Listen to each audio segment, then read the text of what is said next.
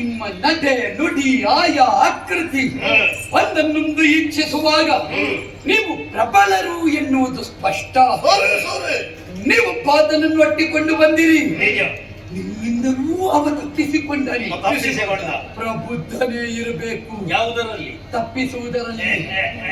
ಆದರೆ ಅವನನ್ನು ಹುಡುಕುತ್ತಾ ನನ್ನ ಬಳಿ ಬಂದು ಅತ್ತಿಯಲ್ಲಿ ಪವಡಿಸಿದ್ದ ನನ್ನ ಮುಂದೆ ತೋರು ತೋರು ತೋರು ತೋರಿಸು, ಅದೇ ಕೆಂಪು ತೋರ್ಪೆ ನಾನು ಆತನ ತೋರಿಸಬಹುದಿತ್ತೆ. ಅವನ ವಿಷಯವೇ ನನಗೆ ಗೊತ್ತಿಲ್ಲಲ್ಲ, ಅವನ ಬಗ್ಗೆ ನನಗೆ ತಿಳಿದಿಲ್ಲ, ನಾರಿಯೇ ಆಕ್ಷೇಪ ಇಲ್ಲ. ಇನ್ನೊಬ್ಬರ ಬಗ್ಗೆ ನಮಗೆ ಗೊತ್ತಿಲ್ಲ ಎಂದಾದರೆ ಅದು ದೊಡ್ಡ ವಿಚಾರವಲ್ಲ. ಪ್ರತಿಯೊಬ್ಬರು ಅವರವರನ್ನು ತಿಳಿದುಕೊಳ್ಳಬೇಕು. ತನ್ನ ತಾನರಿಯದವ ಪರರ ನರಿಮನಿ ನಿನಗೆ ಅದು ಗೊತ್ತುಂಟ ಅಂತ ಬಲ್ಲೆ, ನಿನ್ನಲ್ಲಿ ಕೇಳಿದ್ದು ನಾ ಬಲ್ಲೆ. ಎಲ್ಲಿ ಬಲ್ಲೆ? ಈ ಅಖಂಡವಾದ ಅಪ್ಪಿಯಲ್ಲಿ ನಾನೇ ಅಧಿಕಾರಿ.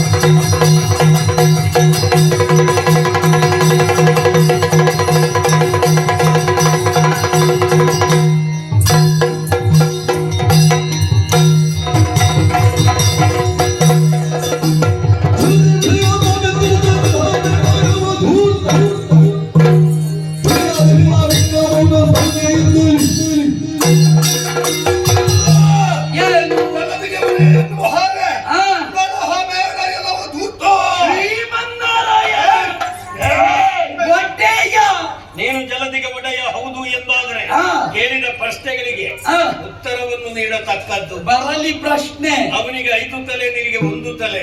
ಅವ ಬಿಳಿಯ, ನೀನು ಕರಿಯ. ಅವ ನಮ್ಮನ್ನು ನೋಡಿ ಗಡಗಡ ನಡುಗುತ್ತಾ ಇದ್ದ, ನೀನು ನಸುನಗುತ್ತಾ ಇರುವೆ. ಅವನನ್ನು ತೋರಿಸಲೇಬೇಕು.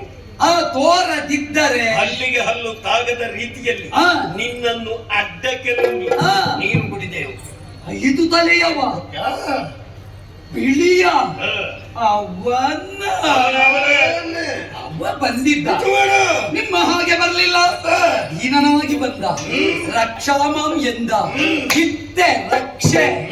ನನ್ನ ರಕ್ಷೆಯ ಕಕ್ಷೆಯ ಒಳಗೆ ಅವ ಇದ್ದಾನೆ. ರಕ್ಷೆಯಿಂದ ಹೊರಗೆ ಹಾಕು. ಅಸಾಧ್ಯ. ನೀವು ದೀನರಾಗಿ ಬಂದು ಬೇಡಿದರೆ ಒಲಿದು ಪಾಲಿಪೆ. ಕ್ರಮಸ್ಥರಾಗಿ ನಿಂತರೆ ಹುಟ್ಟಿ ಕೆಡಹುವೆ. ನನ್ನ ಮುಂದೆ ಬಂದು ನುಂಗುತ್ತೇವೆ ನುಂಗುತ್ತೇವೆ ನುಂಗುತ್ತೇವೆ. ಅಡ್ಡಕ್ಕೆ ಹೀಗೆ, ಅಡ್ಡಕ್ಕೆಲ್ಲ ಉದ್ದಕ್ಕೆ, ಅಡ್ಡಕ್ಕೆ. ನೀವು ಹೇಗೆ ನುಂಗಿದರು ನಾ ಇಳಿವ ತುತ್ತಲ್ಲ ಗಟ್ಟಲಲ್ಲಿ. ಹೇಗೆ ಇಳಿಸಬೇಕು ಅಂತ ನಮಗೆ ಗೊತ್ತುಂಟು. ಮಧ್ಯದಲ್ಲೇ ಸಿಕ್ಕಿಯೇನು ಅನ್ನ ಮಧ್ಯ ನೀರು ಹಾಕಿ ಇಳಿಸಲಿಕ್ಕೆ ಗೊತ್ತುಂಟು. ಯಾವ ಮಧ್ಯ? ನೀನು ಯಾವ ಮಧ್ಯ ಹೇಳಿದ್ದು? ಕೊರಳ ಮಧ್ಯ. ನಾವು ಅದನ್ನೇ ಹೇಳಿದ್ದು, ಬೇರೆ ಯಾವ ಮಧ್ಯ? ಜಲ ಮಧ್ಯ, ಭ್ರೂ ಮಧ್ಯ, ಉದರ ಮಧ್ಯ. ನಿಮಗೆ ಮಧ್ಯದಲ್ಲಿ ಅಷ್ಟೇ ಗೊತ್ತಿರುವುದು. ಎಷ್ಟು ಮಧ್ಯ ಉಂಟು ಗೊತ್ತುಂಟು? ಹೌದೇ? ಪ್ರತಿಯೊಂದಕ್ಕೂ ಮಧ್ಯ ಉಂಟು. ಆದಿ ಅಂತ್ಯ ಇರುವ ಹಾಗೆ ಮಧ್ಯ ಬೇಕೇ ಬೇಕು. ಆದಿ ಮಧ್ಯಾಂತ್ಯರಹಿತನಾಗಿರುವಂತಹ ನಾನು ಒಂದು ವೇಳೆ ಕೊರಳ ಮಧ್ಯದಿಂದ ಉದರ ಮಧ್ಯಕ್ಕೆ ಇಳಿದೆ ಅಂತಾದ್ರೆ ಉಭಯರನ್ನು ಜಲ ಮಧ್ಯದಲ್ಲಿ ಜಲ ಸಮಾಧಿ ಮಾಡಿ ಏನು ಉದರ ಮಧ್ಯ ಪ್ರವೇಶ ಮಾಡಿದಾಗ ಆ. ನಿನ್ನನ್ನು ಕರಗಿಸಿ ಆ. ಜೀರ್ಣಿಸಿಕೊಂಡೇವ. ಜೀರ್ಣೋದ್ಧಾರ ನಿಮ್ಮದ್ದ ನನ್ನದ್ದ ಅಲ್ವಾ? ಮಾಡಿಸ್ತೇನೆ.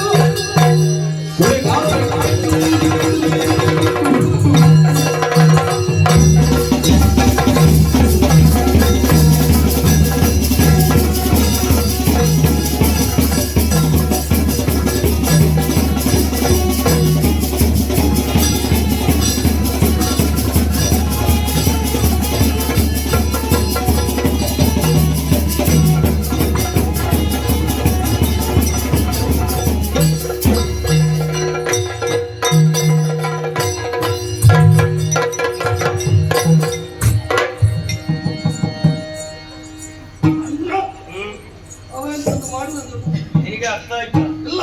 ಒಂದು ಬದಿಯಿಂದ ಒತ್ತಡ ಬೀಳುವಾಗ ಇನ್ನೊಂದು ಬದಿಯಿಂದ ಒತ್ತಡ ಹೊರ ಹೋಗ್ತದೆ. ಈ ಒತ್ತಡ ಹೊರ ಹೋಗುವಾಗ ಉಂಟಲ್ಲ, ದಾರಿ ಬಿಟ್ಟದಲ್ಲ, ಹೌದಾ? ಅವತ್ತು ಹೀಗೆ ಕರ್ತ ಅದು ಹೋಯ್ತು. ಈಗ ಏನ್ ಮಾಡೋಣ? ಜೀವನ ತಿಂದು ಮುಗಿಸ್ತಾನೆ. ಈಗಲೇ ತಿನ್ನುವುದಲ್ಲ. ಆತ ಒಂದು ಮಾತು ಹೇಳಿದ್ದಾನೆ, ನಾನು ಗಂಟಲಿಗೆ ಸಿಲುಕಿಕೊಂಡೇನು. ವಿಷಯ ಸತ್ಯ. ವಿಪರೀತ ಆಯಾಸ ಹಸಿವೆಯಾಗಿರುವಾಗ ನಾವು ಏನನ್ನು ತಿನ್ನಬಾರದು. ತಿಂದವು ಎಂದಾದ್ರೆ ಏನಾಗುತ್ತದೆ? ಗಂಟಲಿಗೆ ಸಿಲುಕಿಕೊಳ್ಳುವುದಕ್ಕೆ ಸಾಧ್ಯ. ಓಹೋ. ನಮ್ಮ ಆಯಾಸ ಕಡಿಮೆ ಆಗಬೇಕು ಎಂದಾದ್ರೆ ಕಡಿಮೆ ಪಕ್ಷ 3 ದಿನಗಳಾದರೂ ಕಳೆಯಬೇಕು. ಅಷ್ಟರವರೆಗೆ ಏನು ಮಾಡೋಣ?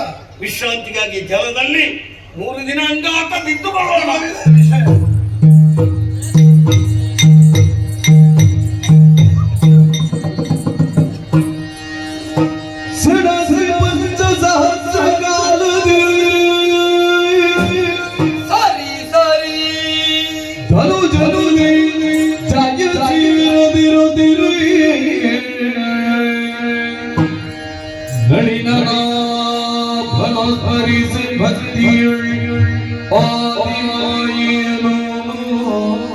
ಜಯ ಜಯ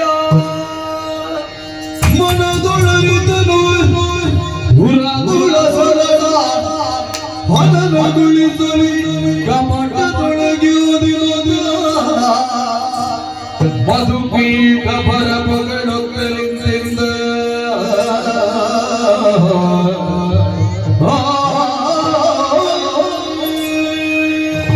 ಕಡಲ ಕೂಡೆ ಕಾಳಗವನ್ನೇ ಸಗಿ ದಿವ್ಯ 5,000 ವರುಷವೇ ಸಂದು ಹೋಯಿತು. ಜಯ ಅಪಜಯ ನಿರ್ಣಯವಾಗುತ್ತಾ ಇಲ್ಲ. ಗೆಲ್ಲುವ ಬಗೆಯುಂಟು ಎಂಬ ಹಾಗೆ ಪರಾತ್ಪರ ಶಕ್ತಿಯನ್ನು ಧ್ಯಾನಿಸಿದಾಗ ಯುಕ್ತಿ ಮಾರ್ಗವೇ ಯುಕ್ತವೆನ್ನುವ ಸೂಚನೆ. ಬರಲಿ ನೋಡೋಣ.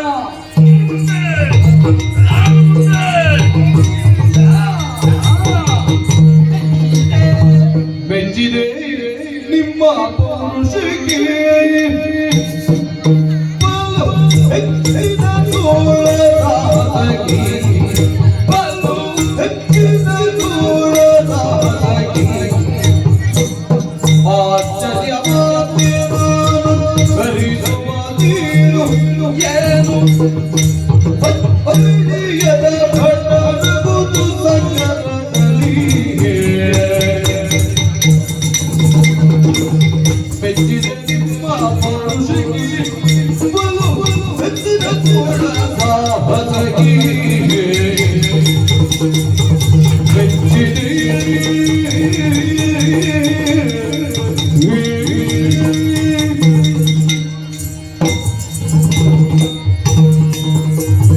ಅದು ಕೈಟೊಬ್ಬರೆ ಮೆಚ್ಚಿದೆ ನಿಮ್ಮ ಸಾಹಸಕ್ಕೆ ಹೆಚ್ಚಿನ ತೋಳ ವಿಕ್ರಮಕ್ಕೆ ಇದು 1000 ವರ್ಷ ಪರ್ಯಂತ ಹೋರಾಟ ಮಾಡಿದ್ದೇವೆ.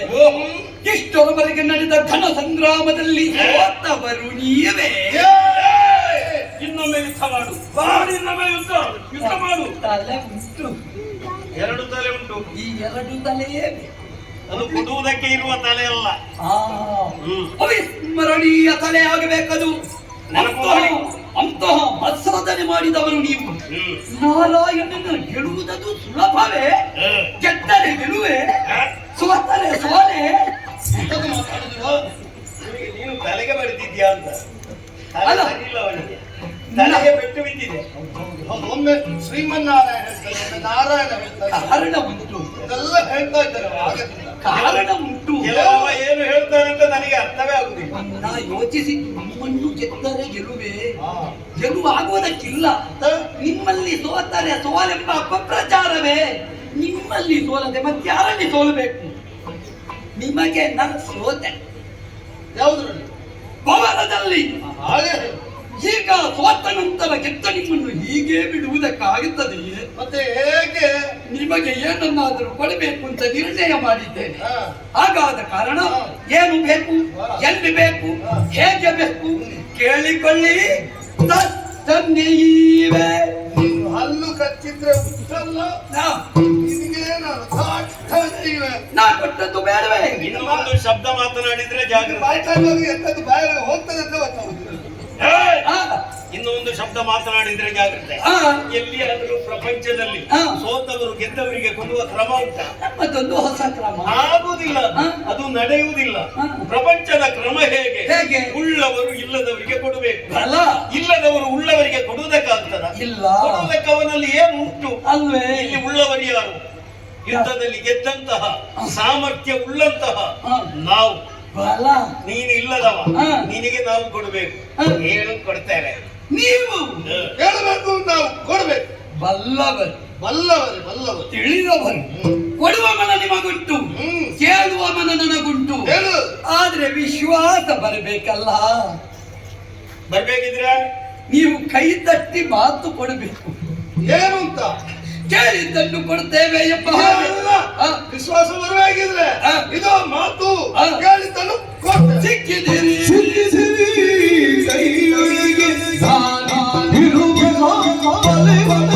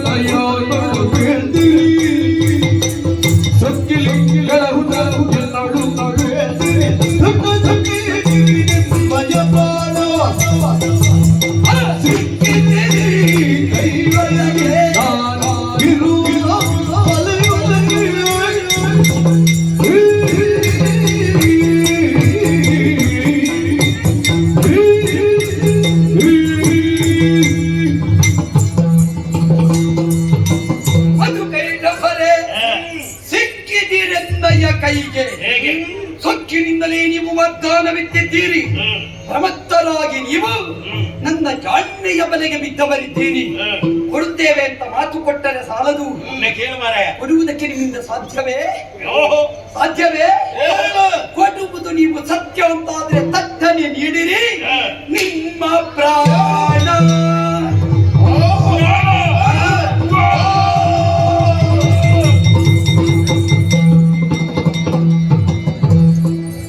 ಏನು ಮಾಡುವುದಮ್ಮ ಪ್ರಾಣವ ಕೇಳಿದ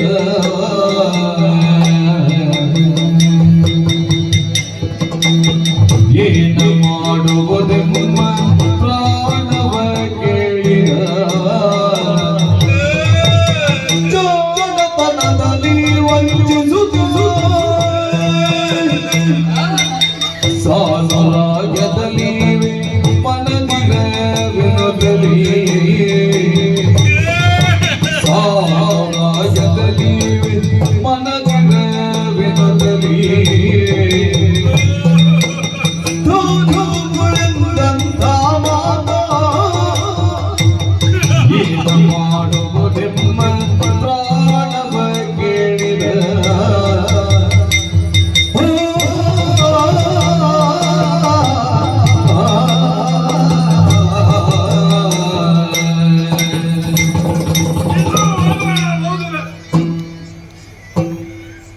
ನಿನ್ನ ಪ್ರಾಣ ನಿನ್ನ ಶರೀರ ಬಿಟ್ಟು ಹೋಗ್ತಾ ಉಂಟು ಅಂತ ಆಲೋಚನೆ ಮಾಡಿ. ನಾನು ಅತ್ತದ್ದು ಹೋಗ್ಲಿಲ್ಲಲ್ಲ.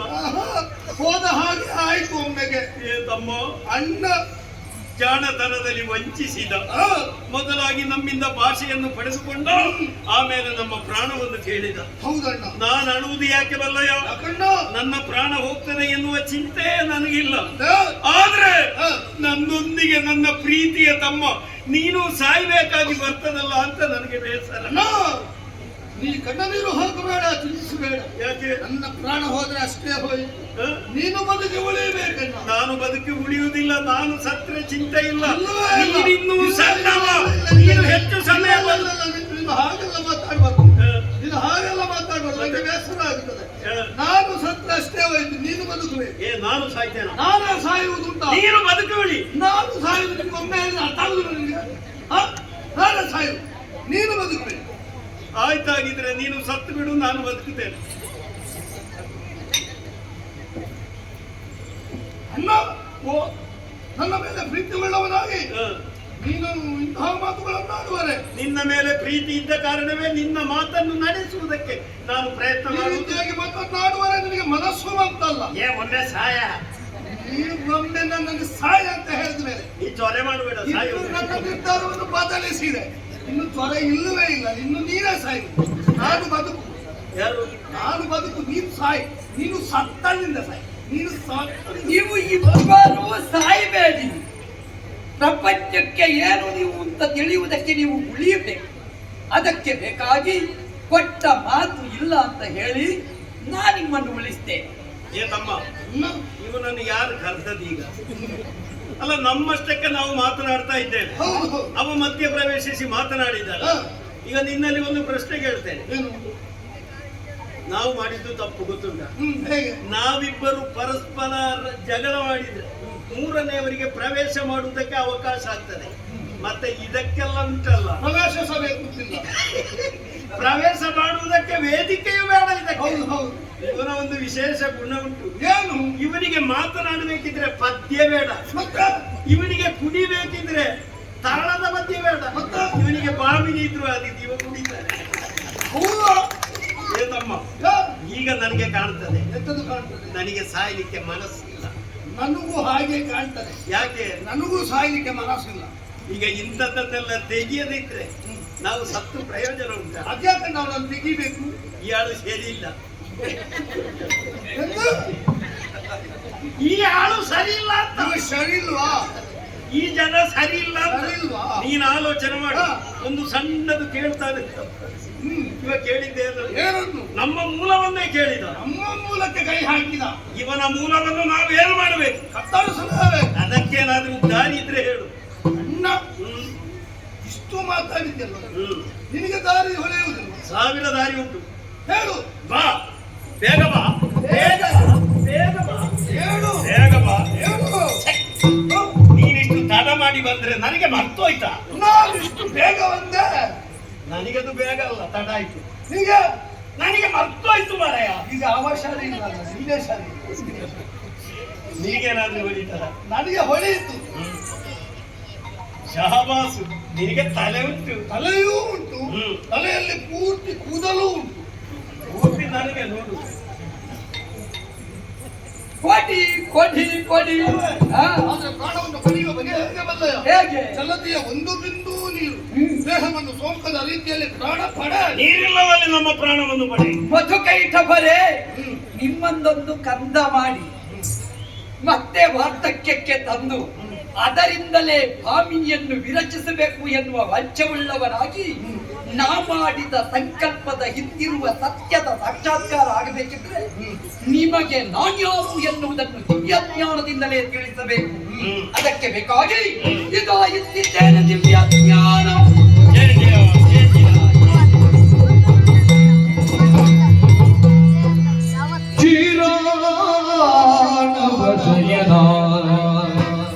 ನಾರಾಯಣ ನೀರಜ ದಳನಯನ, ನಾರಾಯಣ ನೀರಜ ದಳನಯನ, ಘೋರ ದುರಿತ ಸಂಹಾರ ತಿರುಯುತ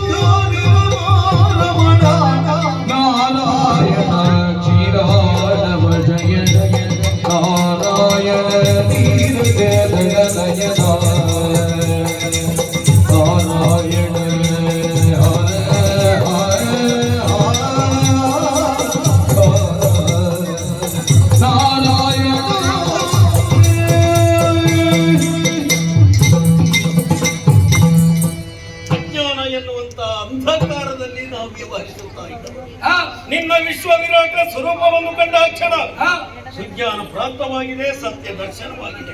ನಿನ್ನ ಯೋಗ್ಯತೆಯನ್ನು ಅರ್ಥ ಮಾಡಿಕೊಂಡವರಿದ್ದೇವೆ. ಆ, ಮಾಯೆಯು ನೀನೆ, ಮಾಯಾವಿಯೂ ನೀನೆ, ಆ, ಮಾಯಾ ವಿನೋದನೂ ನೀನೆ. ಆ, ಮಾಯೆಯನ್ನು ಕಳೆದು ಸಾಯುಜ್ಯ ಪದವಿಯನ್ನು ಕೊಡುವವನು ನೀನೆ ಎನ್ನುವಂತಹ ಸತ್ಯವನ್ನು ಮನಗಂಡವರಿದ್ದೇವೆ. ಪ್ರಭು, ಏನು ಮಾಡಿದ ಅಪರಾಧಗಳಿಗೆ ಕ್ಷಮೆ ಇರಲಿ, ನಮ್ಮನ್ನು ಹೊರೆಯಬೇಕು. ಓ, ಏನು ನನ್ನಲ್ಲಿ ಬ್ರಹ್ಮನೂ ಇದ್ದಾನೆ, ಪರಮೇಶ್ವರನೂ ಇದ್ದಾನೆ. ಮೃತ್ಯುಂಜಯ ಮಿತ್ರ ನೀನು, ನಿತ್ಯ ಸನ್ನುತಿ ಪಾತ್ರನು ನೀನು. ನಿನ್ನನ್ನು ಕಂಡ ಮೇಲೆ ಬರುವ ಸಾವು ಸಾವಲ್ಲ, ಅದು ಮೋಕ್ಷಕ್ಕೆ ಮೆಟ್ಟಿಲು ಅಂತ ಅರ್ಥವಾಗಿದೆ. ಆ ಪಥದಡೆಗೆ ಸಾಗುವರೆ ನೀನೇ ಒಂದು ಪಥವನ್ನು ಕರುಣಿಸು ಪ್ರಭು. ಸಾರಿ ಸಾರಿ ಕರುಣಿಸುದ ಭಯವನು ಕರುಣಿಸುದ ಅಭಯವನು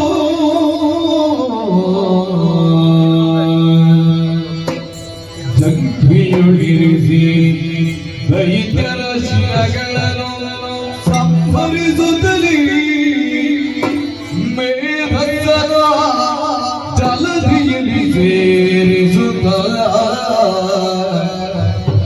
ಹರಿಯ ಸಿರಿಸುತ್ತ ಮೇದಿನಿ ನೊಂದಿರಿಸಿ ಬೆಸರನು ನಾಭಿ ಕಮಲದಿ ಮೆರೆವ ಕಮಲ ಜನನ್ನು ನೇಮಿಸಿ ಸೃಷ್ಟಿ ಕಾರ್ಯದಲ್ಲಿ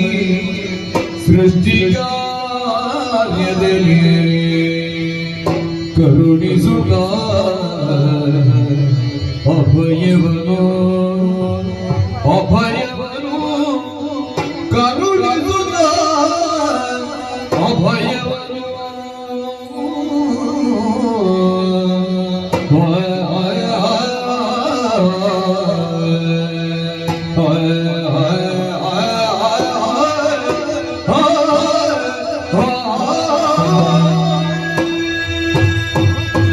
ಅದು ಕೈಟಭರೆ, ದೇವರೇ, ನೀವು ಅನ್ಯರಲ್ಲ, ನನ್ನ ಕಂದಮ್ಮಗಳು. ಹೇಗೂ ಹಿಂದಕ್ಕಾದರೂ ಬ್ರಹ್ಮನಿಗೂ ನನಗೂ ನಡೆಯಿತು ವಾಗ್ವಾದ. ಪ್ರಮತ್ತನಾದ ವಿಧಾತ ನನ್ನ ಉದರವನ್ನು ಸೇರಿದ್ದಾನೆ.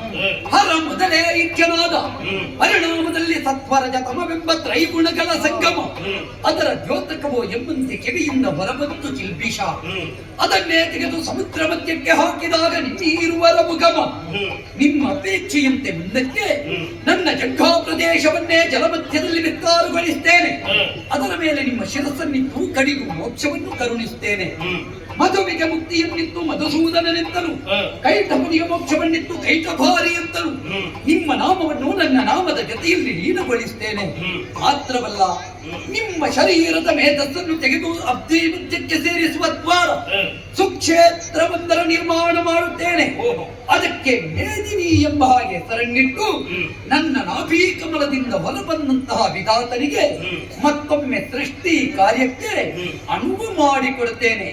ನನ್ನ ಕುಮಾರರಾದ ನಿಮ್ಮಿಂದ ಮಂಗಳಕರವಾದ ಕಾಯಕಕ್ಕೆ ಸಿದ್ಧವಾದ ಕ್ಷೇತ್ರ ಇದು ಕುಮಾರ ಮಂಗಲ ಕ್ಷೇತ್ರವಾಗಿ ಯುದ್ಧಕ್ಕೆ ಲೋಕಹಿತವಾದ ಸೃಷ್ಟಿಗೆ ಕಾರಣವಾಗುತ್ತದೆ. ಹೀಗೆ ಬನ್ನಿ ಮೋಕ್ಷ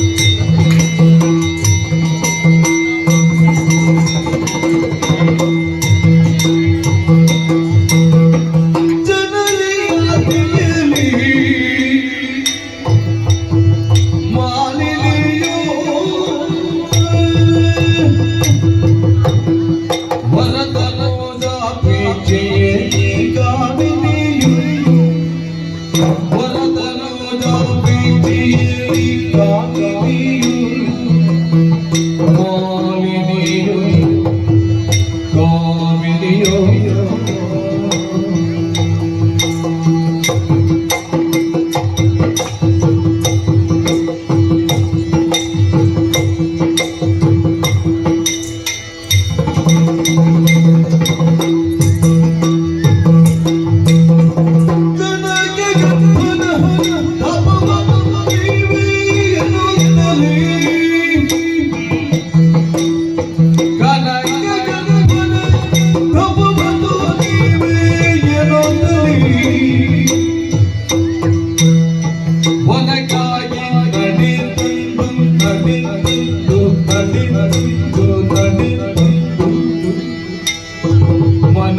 ಯೋಜಿಸಿದಳು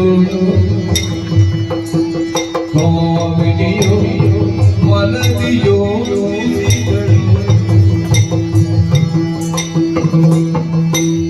ಕನಕ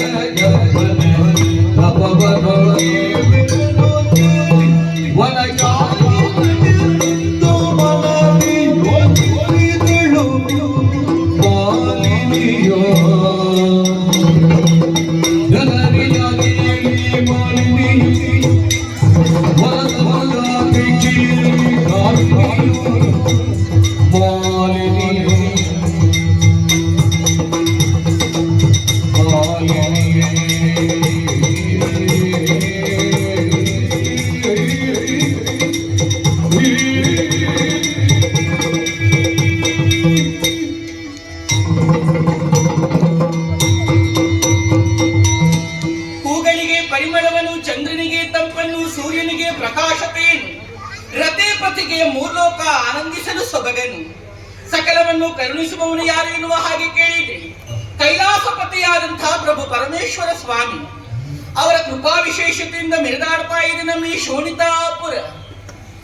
ಮುತ್ತಿನ ಕಿರೀಟದಲ್ಲಿ ಮಾಣಿಕ್ಯದ ಹರಡೊಂದು ಶೋಭಿಸುವ ರೀತಿಯಲ್ಲಿ ಪ್ರಪಂಚದಲ್ಲಿಯೇ ಶೋಭಾಯಮಾನವಾಗಿ ಶೋಭಿಸುತ್ತಾ ಇದೆ ಈ ಶೋಣಿತಾಪುರ. ಹಾಗಿದ್ದರೆ ಇದಿಷ್ಟು ವಿಜೃಂಭಿಸಬೇಕು ಅಂತಾಗಿದ್ದರೆ ಇಲ್ಲಿ ಆಳಿ ಮಡಿದವರ ವಿಚಾರವನ್ನು ನಾನು ಆಲೋಚನೆಯನ್ನ ಮಾಡಲೇಬೇಕಾಗುತ್ತದೆ.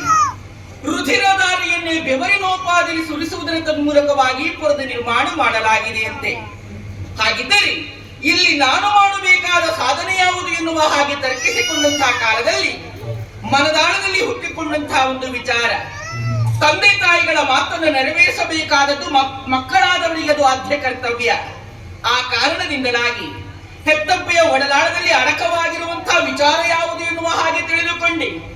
ಅದೆಲ್ಲದಕ್ಕೂ ಪುಷ್ಟಿ ದೊರಕುವ ಹಾಗೆ ಅವಳಿಂದ ಆಶೀರ್ವಾದವನ್ನು ಪಡೆದುಕೊಂಡು ಈ ಕಾರಣಾಂತರವನ್ನು ಬಂದು ಸೇರಿಕೊಂಡು ಕನಕಗರ್ಭನ ಕುರಿತಾಗಿ ತಪವನ್ನಾಚರಿಸಬೇಕೆನ್ನುವ ಹಾಗೆ ನಿರ್ಧಾರವನ್ನ ಕೈಗೊಂಡವಳಿದ್ದೇನೆ.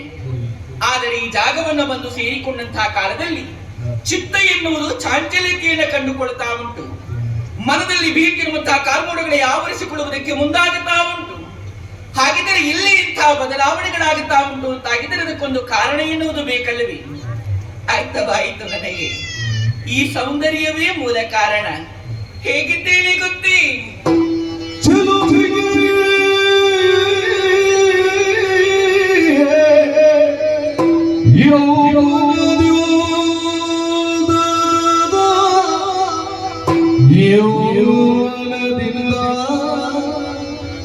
ಯೌವನದಿಂದ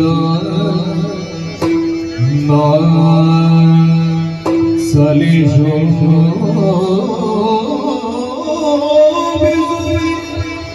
ಅದರಿಂದ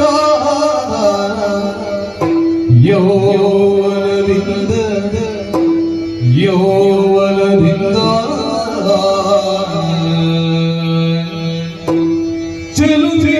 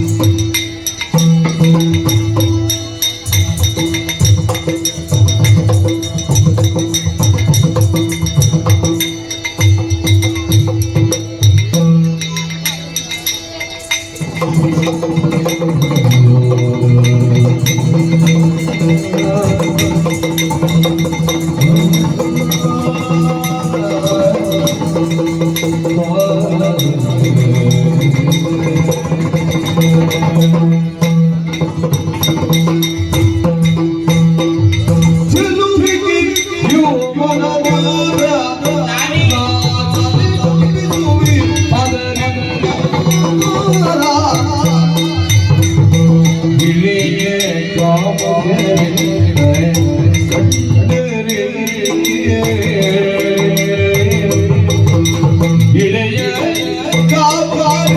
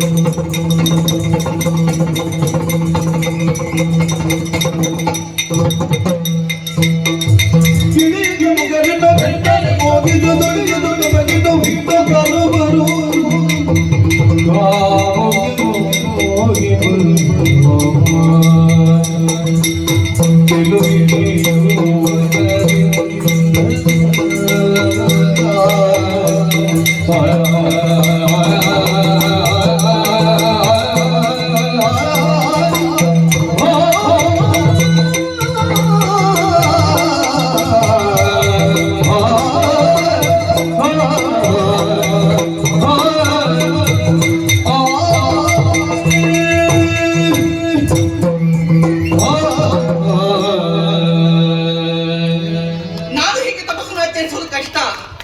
ಯಾಕೆ ನನ್ನನ್ನೇ ನಾನು ಸರಿಯಾಗಿ ನೋಡಿಕೊಳ್ಳುವುದು ಬೇಡವೇ? ನಾನು ಆ ರಾಜಮಾರ್ಗದಲ್ಲಿ ಹಾದು ಬರುವಂತಹ ವೇಳೆಯಲ್ಲಿ ಅದೆಷ್ಟೋ ನಾರಾಯಣೀಯರು ನನ್ನನ್ನೆಲ್ಲ ನೋಡಿ ಮಾಡುವುದು ಹೇಗೆ ಗೊತ್ತೇ? ನಗರ್ತಾ ಇದ್ದೀರಾ? ಅವರ ಭಾವನೆ ಹೇಗೆ ಗೊತ್ತೇ? ಅಲ್ಲಿರದ ಸೌಂದರ್ಯವ ಇಲ್ಲೇ ಕಾಂಬ ಕಾಲದಲ್ಲಿ ಸ್ತ್ರೀ ಸಹಜವಾದಂತಹ ಗುಣ ಮಾತ್ಸರ್ಯ ಕೆಲವರೆಲ್ಲ ನೋಡ್ಬೇಕು. ನೀವು ಹಾಗೆ ಮಾಡಿದಾಗ ನನ್ನ ತಪಸ್ಸು ವಿಘ್ನವಾಗುತ್ತದೆ. ಇಲ್ಲಪ್ಪ, ವಿಘ್ನವಾದರೆ ಯಾರಿಂದ? ಅಯ್ಯೋ, ಓ ಅಲ್ಲಿ ಒಬ್ಬ ನೋಡಿ, ನನ್ನನ್ನು ನೋಡುವುದಕ್ಕೆ ಸ್ವಲ್ಪ ಕಷ್ಟ ಆಗುತ್ತೆ ಉಂಟು ಅವನಿಗೆ. ಹಾಗಾಗಿ ಹೇಗೆ ಕೂತಿದ್ದಾನೆ. ಈಗ ಸರಿ ಗೊತ್ತ ಯಾಕೆ ಅವನು ಹಾಗೆ ಕೂತದ್ದು? ನನ್ನ ಈ ರೂಪ ಲಾವಣ್ಯವನ್ನು ಕಂಡಂತಹ ಕಾಲದಲ್ಲಿ ಏನೋ ಒಂದು ರೀತಿಯಾದಂತಹ ವಾಂಚೆ, ಮೋಹ ಪಾಶಕ್ಕೆ ಸಿಲುಕುತ್ತಾ ಇದ್ದಾನೆ ಕಾಣುತ್ತದೆ. ನೋಡಿದ್ರೆ ಇಳೆಯ ಕಾಮುಕನ ಅಲ್ಲ, ಪಾಪ ಅವನ ಹಾಗೆ ಹೇಳುವಾಗ ಅಂತ ಗೊತ್ತಾಯ್ತು ಅವರಲ್ಲ ಅಂತೇಳಿ. ಹಾಗಿದ್ರೆ ಅಲ್ಲೇ ಇರುವವರೇ, ಅವರಿಷ್ಟು ದೂರ ಬರಲಿಕ್ಕೆ ಸಾಧ್ಯ ಇಲ್ಲ. ಇನ್ನು ಕೆಲವರು ವಿಕೃತ ಕಾಮಿಗಳು ಅಂತ ಇದ್ದಾರೆ, ಅವರಿಗೆ ಹೆಣ್ಣೆ ಆಗಬೇಕು ಅಂತ ಹೇಳಿಲ್ಲ. ಓ, ಈ ಕಂಬಕ್ಕೆ ಒಂದು ಸೀರೆ ಉಡಿಸಿ ನಿಲ್ಲಿಸಿ, ಪಕ್ಕದಲ್ಲಿ ಹೋಗಿ ಪಾಪ ಅವರು ನಮ್ಮ ಮೇಲೆ ಬಿದ್ದು ನೇತಾಡುವುದು ನೋಡಬೇಕು. ಹಾಗಿದ್ರೆ ಅಂಥವರಿಂದ ನನಗೆ ತೊಂದರೆ ಆಗುತ್ತದೆ. ಇಳೆಯ ಕಾಮುಕರ ಪಟ್ಟಿಯಲ್ಲಿರುವವರು, ಅವರ ಕಣ್ಣುಗಳಿಂದ ನಾನು ತಪ್ಪಿಸಿಕೊಳ್ಳಲೇಬೇಕು. ಮತ್ತೊಂದು ವರ್ಗವೇನುಂಟು ಸ್ವಾಮಿ? ಸುರರೆಂಬ ಹಾಗೆಗಳಾಗಿ ಹಾರು. ಈ ಮೇಲಿರುವವರದ್ದು ಸ್ವಲ್ಪ ನನಗೆ ಭಯ ಹೆಚ್ಚು. ಹೌದೌದು, ಎಷ್ಟು ಹೊತ್ತಿಗೆ ನೀವು ತಪ್ಪಿಸ್ತೀರಂತ ಗೊತ್ತಾಗುದಿಲ್ಲ ನನಗೆ. ಹೇಗಿರುವಾಗ ಆ ಮೇಲಿನ ಒಂದು ಸ್ವಲ್ಪ ನನಗೆ ತೊಂದರೆ ಹೆಚ್ಚೇ ಉಂಟು. ನಮ್ಮ ನಿಜವನ್ನು ಅವರು ತಿಳಿದುಕೊಂಡಿರುವಂತಾಗಿದ್ದರೆ ತಪಸ್ಯ ವಿಘ್ನವನ್ನು ತರ್ತಾರೆ. ಹಾಗಿದ್ದರೆ ಈ ಕಾಲದಲ್ಲಿ ಈ ಸೌಂದರ್ಯವತಿಯಾದಂತಹ ರೂಪವನ್ನು ನಾನು ಬಿಡಲೇಬೇಕು, ಕುರೂಪಿ ಆಗಲೇಬೇಕು. ಅದು ಹೇಗೆ? ಜಿಂಕೆಯಾದೀತೆ, ಅಲ್ಲಿ ವ್ಯಾಘ್ರಗಳ ಭೀತಿ, ಇನ್ನು ಉರಗವಾದೀತೆ, ಮೇಲಿಂದ ಬರುವಂತಹ ಗರುಡನ ಭಯ. ಇನ್ನು ಹೇಗೆ, ಯಾವ ರೀತಿ? ನನಗೆ ನಿನ್ನೆಯಿಂದ ಸಾಮರ್ಥ್ಯ ಮುಗಿಯಬೇಕಿಲ್ಲ. ಏನು ಮಾಡೋಣ? ಹೇಗಾದ್ರೂ ಇವತ್ತು ತಪಸ್ಸನ್ನು ಮಾಡಲೇಬೇಕು.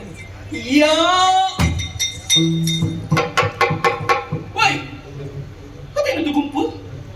ಇಷ್ಟು ಬೇಗ ಅಲ್ಲಿ ಇಷ್ಟು ರೀತಿ ಗುಂಪು ಸೇರುವುದಕ್ಕಿಲ್ಲ. ಅದು ಮಹಿಷಿಗಳ ಹಿಂಡು. ಅದರೊಳಗೆ ಕೋಣ ಉಂಟು, ಎಮ್ಮೆ ಉಂಟು. ನನಗದೇ ಸರಿಯಾದಂತಹ ಮಾರ್ಗ. ಶೀಘ್ರವೇ ಮಹಿಷಿ ರೂಪವನ್ನಾಗುವ ವಸುನಾಚರಿಸುತ್ತೇನೆ.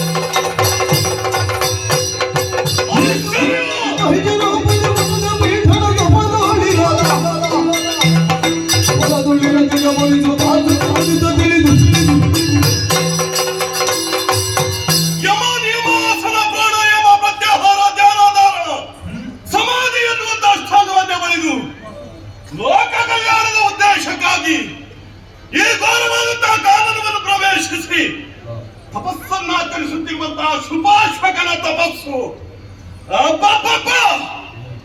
ಉರಿಯಿಂದಲಾಗಿ ಭಂಗವಾಗಿ ಹೋಯಿತಲ್ಲ. ಕಣ್ತೆರೆದು ನೋಡ್ತಾ ಇದ್ದೇನೆ, ಕಾನನವೆಲ್ಲವೂ ಉರಿಯುತ್ತಾ ಇದೆ. ಪ್ರಾಣಿಗಳನ್ನು ಒಬ್ಬೆಡುತ್ತಾ ಸಾಯುತ್ತಾ ಇದೆ. ಯಾಕೆ ಪ್ರಕೃತಿಯ ವಿಕೋಪ, ಏನೇ ವೈಪರೀತ್ಯ ಎನ್ನುವುದನ್ನು ನಾನೇ ತರ್ಕಿಸಿಕೊಳ್ಳುವುದಲ್ಲ. ಭಗವಂತನ ಅನುಗ್ರಹದಿಂದ ಸಂಪಾದಿಸಿಕೊಂಡವನಿದ್ದೇನೆ. ದಿವ್ಯ ದೃಷ್ಟಿಯನ್ನ ನಾಸಿಕಾಗ್ರಹವನ್ನಿಗೆ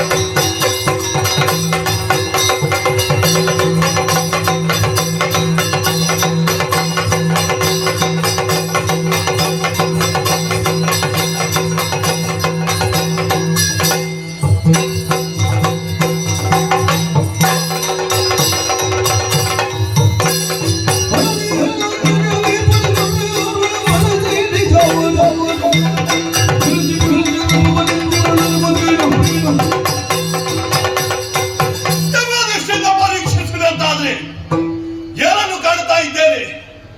ಕಳಬರದಂತ ದೃಶ್ಯವನ್ನೇ ಕಾಣ್ತಾ ಇದ್ದೇನಲ್ಲ. ಅಲ್ಲದೆ ಹೋದರೆ ದ್ವಿತೀಯ ಮಗನು ಮಾಲಿನಿ ದೇಹವನ್ನೇ ಮರೆಸಿಕೊಂಡವಳಿದ್ದಾಳೆ, ಮಹಿಷಿ ರೂಪವನ್ನು ಧರಿಸಿಕೊಂಡವಳಿದ್ದಾಳೆ. ಇವರಿಗೆ ಮಹೇಶ ಮಾಡಲಿಕ್ಕೆ ಸಿಕ್ಕಿದ್ದು ಮಹೇಶ ಅಲ್ಲ. ಯಾಕೆ ಈ ರೀತಿ ತಪಸ್ಸು ಎನ್ನುವ ಹಾಗೆ ನೋಡಿದೆಂತಾದ್ರೆ ಓರ್ವ ಪುತ್ರ ರತ್ನವನ್ನು ಪಡೆಯಬೇಕೆನ್ನುವಂತಹ ಉದ್ದೇಶವೇನೋ ಸಾಧುವಾದರೂ ಕೂಡ ಅರಿಸಿದಂತಹ ಬಗೆ ಹೇಗಾಯಿತು ಬಲ್ಲಿರ? ನಮ್ಮಂತಹ ತಾಪಸಿಗಳಿಗೆ, ನಮ್ಮಂತಹ ಮುನಿಕುಲಕ್ಕೆ ಅಪಮಾನಯ ಸಗಿದ ರೀತಿಯಲ್ಲಿ ಆಗಿ ಹೋಯಿತು. ಇವಳಪ್ಪ ಮುನಿಯಾಗಿದ್ದುಕೊಂಡು ಈ ರೀತಿಯ ಮೋಸದ ತಪಸ್ಸು ಇರಲಿ ಹುಟ್ಟುದಂತೂ ಹುಟ್ಟರಿ, ಆದರೆ ಹುಟ್ಟುವಂತ ಮಗು ಮಹಿಷನೇ ಆಗಲಿ ಶುಪಾಶ್ವಕನ ಶಾಪ ಇವಳ ಜೀವಿತಾವಧಿಯವರೆಗೆ ಇವಳು ಮಾಡಿದಂತಹ ಕರ್ಮದ ನೆನಪಾಗುತ್ತಾ ಕೊರಗುತ್ತಾ ಇನ್ನು ಮುಂದೆ ಯಾರು ಕೂಡ ಇಂಥ ದೌಷ್ಟ್ಯದ ಹಾದಿಯನ್ನು ಹಿಡಿಬಾರದು.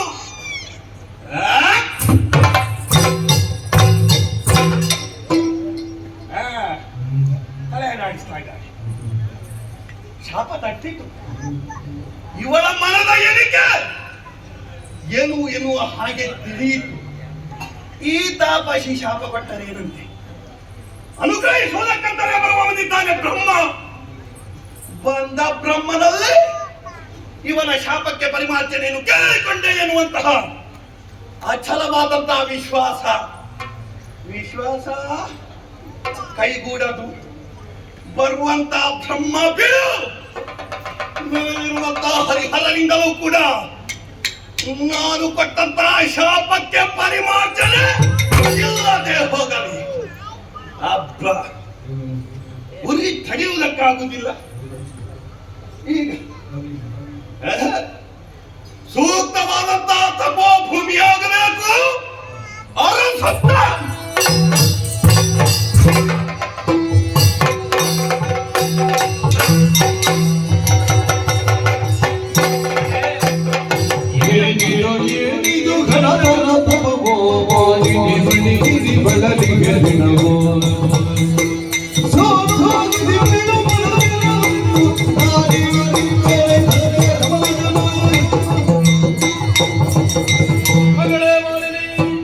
ನಿಶ್ಚಲವಾದಂತಹ ತಪಸ್ಸನ್ನು ಮಾಡುವುದಕ್ಕೆ ಬೇಕಾಗಿ ಬಹುದೂರ ಸಾಗಿ ಬಂದವಳು ನೀನು.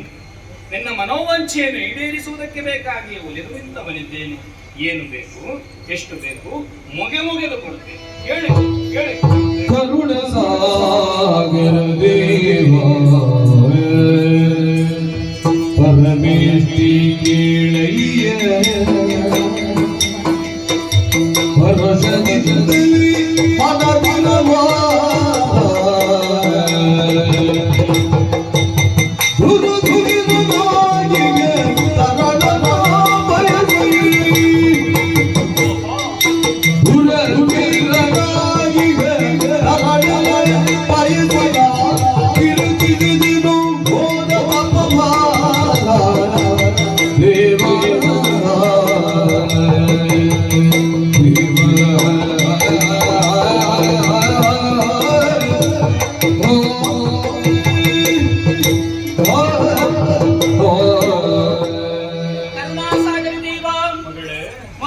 ಪವಿತ್ರವಾದಂತಹ ಪದಯುಗ್ಮಗಳಿಗೆ ಅಭಿವಂದಿಸಿಕೊಂಡವಳಿದ್ದೇನೆ. ಒಳಿತಾಗಲಮ್ಮ.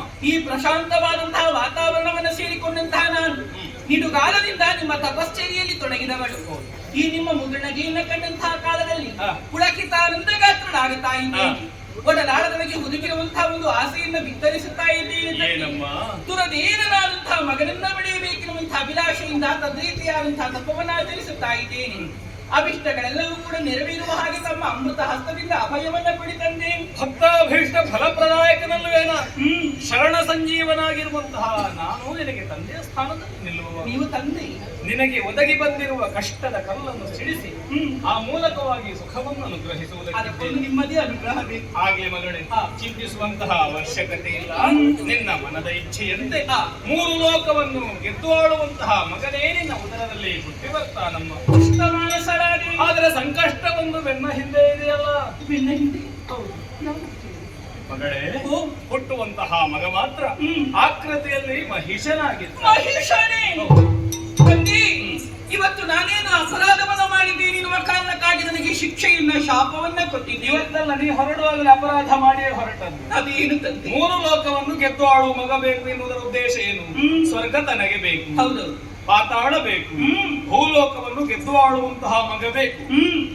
ಆ ಇಚ್ಛೆಯಿಂದಲೇ ತಪೋಭೂಮಿಯನ್ನು ಸೇರಿದವಳು ನೀನು. ನಿನಗೆ ಮದುವೆ ಆಗಿದ? ಇಲ್ಲ. ಮತ್ತೆ ಮದುವೆ ಆಗದೆ ಪುತ್ರಾಪೇಕ್ಷೆಯನ್ನು ಹೊಂದುವುದು ತಪ್ಪಲ್ಲ ಮಗಳೇ. ನನಗೆ ಗೊತ್ತಿರ್ಲಿಲ್ಲ, ಅಮ್ಮ ಹೇಳಿಕೊಟ್ಟದ್ದು, ಹಾಗಾಗಿ ಬಂದದ್ದು. ಎಲ್ಲ ಹೇಳಿಕೊಟ್ಟದ್ದನ್ನು ಮಾಡಿದ್ರೆ ಆಗುದು ಹೀಗೆ.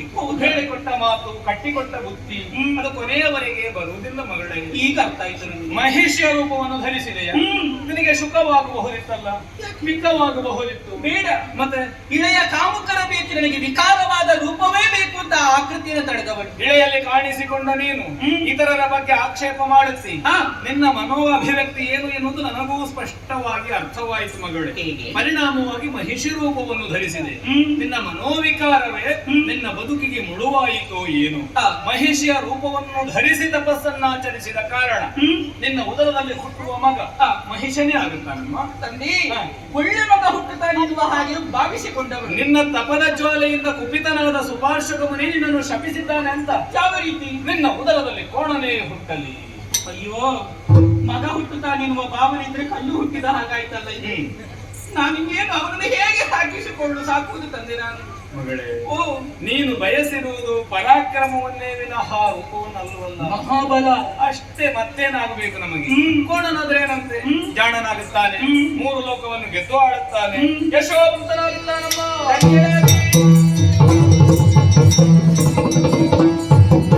ಕನಕ ಕಲ್ಪನ ದೇವವನು ಗಂಡು ಮಾಡಿ ಗಣಗರುಳವನೇ ದಾಳಿ ಜನಗಳು ನಿಜರು ಪಲು ಪಲು ನೋಡಿ ಮಲಗಿರಿ ಜನರಿಯಲಿ ಇತ್ತಲ ಕಶ್ಯಪುರೀಶನ ಪತ್ತೆಯಾಗಿ ಗದಿದೆಯೂ ಇದೆಯೂ ಮಗಳಾದಂತಹ ಮಾಲಿನಿಯ ಮದುವೆ ಪಾತಾಳದ ಮಧುರನಧಿಕಾರಿ ವಿದ್ಯುನ್ಮಾನಿಯೊಂದಿಗೆ ನಿಶ್ಚಯಿಸಿದ್ದೇನೆ. ಓಲೆಯನ್ನು ಬರೆದು ದೂತನ ಮೂಲಕ ಕಳಿಸಿದ್ದೇನೆ.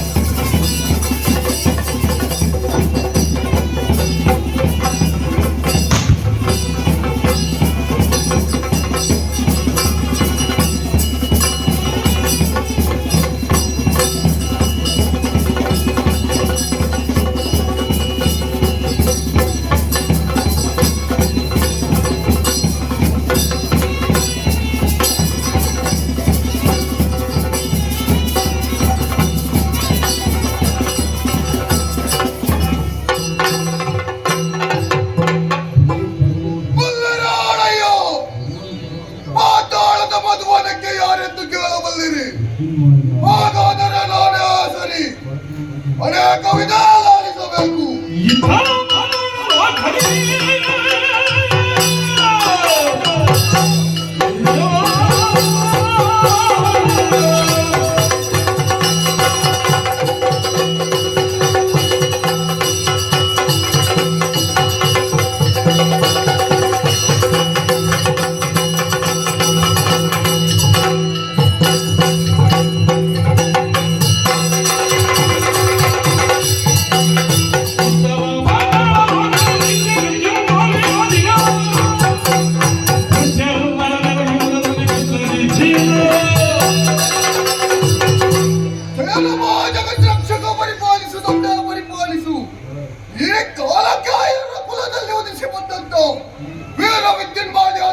ನಾನು ಈ ಪಾತಾಳ ಲೋಕದ ಮಧುವರದ ಪೀಠವನ್ನೇರಿದ್ದೆ ತಡ ವಿದ್ಯುನ್ಮಾಲಿಗೆ ಜಯವಾಗಲಿ ಶುಭವಾಗಲಿ ಎಂಬುವಂತಹ ಜಯಘೋಷ ಪ್ರಜೆಗಳ ಜಯಘೋಷವನ್ನು ಕೇಳಿದಾಗ ಮನಸ್ಸಿಗೆ ಸಂತೋಷವಾಗುತ್ತಾ ಉಂಟು. ಯಾಕೆ ಬಲ್ಲೇನೋ ಇದು ನಾನು ಮಾಡಿದಂತಹ ಸಾಧನೆಗೆ ಸಿಕ್ಕಂತ ಪ್ರತಿಫಲ ಎಂಬ ಹಾಗೆ ಭಾವಿಸಿದವನಿದ್ದೇನೆ. ಇದು ಸಾಧನೆಯ ಪ್ರಪಂಚ. ಈ ಪ್ರಪಂಚದಲ್ಲಿ ನಾಡು ಓರ್ವ ಸಾಧಕನಾಗಬೇಕೆಂಬಂತ ಉದ್ದೇಶದಿಂದ ಚತುರ್ಯೋದಂತ ರಾಕ್ಷಸ ಸಮೂಹಗಳೊಡಗೂಡಿಕೊಂಡು ಈ ಪಾತಾಳ ಲೋಕಕ್ಕೆ ಬಂದು ಇದ್ದಂತವರ ಗಾದಿಯ ಹೆಡೆಗಳನ್ನು ಮೆಟ್ಟಿ ಮಧುವನ ಎಂಬಂತ ಸ್ಥಳವೊಂದನ್ನು ಆರಿಸಿ ನನ್ನದಾದಂತ ಅಧಿಕಾರವನ್ನು ಸ್ಥಾಪಿಸಿದವನಿದ್ದೇನೆ. ರಾಜಕೀಯ ಜೀವನದಲ್ಲಿ ನೆಮ್ಮದಿಯನ್ನು ಕಂಡುಕೊಂಡಂತ ನಾನು ಮುಂದಕ್ಕೆ ಸಾಂಸಾರಿಕ ಜೀವನಕ್ಕೆ ಕಾಲಿಡುವಂತ ಎಂಬ ಹಾಗೆ ಯೋಚನೆಯನ್ನು ಮಾಡಿದವನಿದ್ದೇನೆ. ಅದರ ಹಾಗೆ ನಮ್ಮ ಕುಲಕ್ಕೆ ಒಪ್ಪುವಂತ ನನಗೆ ಒಪ್ಪುವಂತ ಹೆಣ್ಣುವರಗಳನ್ನು ಹುಡುಕುವುದಕ್ಕೆ ಓಲೆಯನ್ನು ಬರೆದು ಕಲಿಸಿದವನಿದ್ದೇನೆ. ಈ ಕಾಲದಲ್ಲಿ ಒಳಗತ್ತಲಾದಂತ ಕಾಲಕ್ಕೆ ಜೋಡಿದ ಪುರದಿಂದ ಬಂದಂತ ದೂತನು ಕೊಟ್ಟಂತ ಓಲೆ ವಾಚಿಸಿ ನೋಡಿದೆ.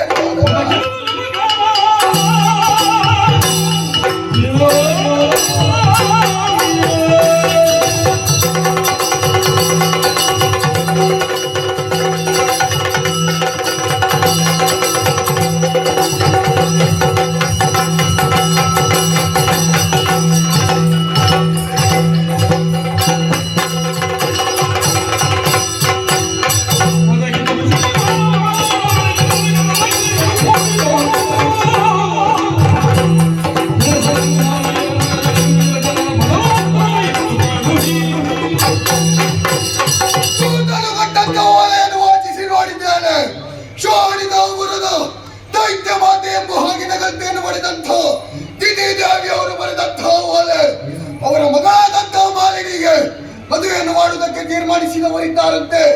ಆಕೆಗೆ ತಕ್ಕಂತ ಗಂಡು ನಾಡಿ ಎಂಬ ಹಾಗೆ ತೀರ್ಮಾನಿಸಿ ಓಲೆಯನ್ನು ಬರೆದಿದ್ದಾರೆ. ತಡ ಮಾಡದೆ ನಮ್ಮದಾದಂತಹ ಶೋಣಿತಪುರವನ್ನು ಬಂದು ಸೇರಿ ಎಂಬ ಹಾಗೆ ಇದು ತಾನೇ ನನಗೆ ಶುಭ ಕಾಲ. ಯಾಕೆಂದರೆ ಸ್ವರ್ಗಕ್ಕೆ ದಾಳಿಯನ್ನು ಮಾಡುವುದಕ್ಕೆ ಶೋಣಿತಾಪುರದಲ್ಲಿರುವಂತಹ ಸೇನೆಯು ಆಕೆಯನ್ನು ಮದುವೆಯಾದಂತಾದರೆ ನನ್ನದಾಗುತ್ತದೆ. ಬಲಿಷ್ಠವಾದಂತಹ ಸೇನೆಯನ್ನು ಕೂಡಿಕೊಂಡು ಸ್ವರ್ಗಕ್ಕೆ ದಾಳಿಯನ್ನು ಮಾಡುವುದಕ್ಕೆ ಇನ್ನೂ ಸುಲಭ. ಆದುದರಿಂದ ತಡ ಮಾಡದೆ ಬಾಸಿಕೆಯನ್ನು ಬಿಗಿದಿದ್ದೇನೆ. ನಮ್ಮವರನ್ನೆಲ್ಲ ಡಿಬ್ಬರಿಗರಾಗಿ ಕರೆದುಕೊಂಡು ಶೋಣಿಕೆಯನ್ನು ಸೇರಿದೆ.